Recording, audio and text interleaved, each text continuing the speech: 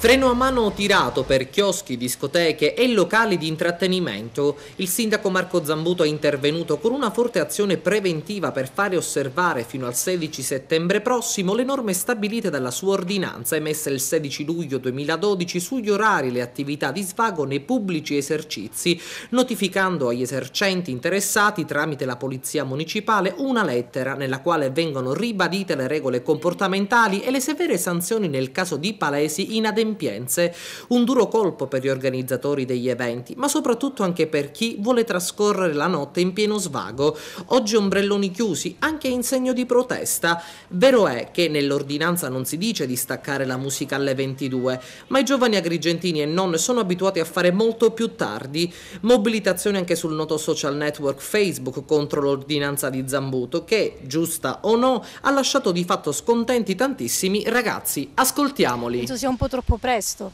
le 2, non dico esageratamente perché comunque si capisce, però è troppo esagerato, penso è troppo presto le 2, perché magari c'è gente che scende un po' più tardi e secondo me poi...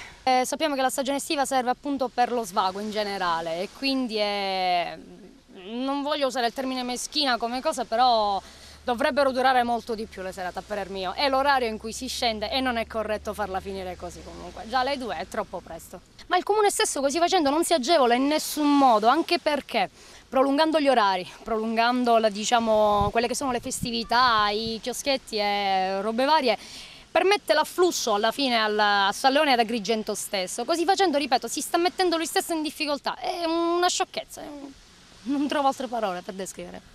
Secondo te da parte degli abitanti della zona come bisognerebbe comportarsi di conseguenza a ciò, visto che comunque questa ordinanza è fatta per chi abita vicino ai locali?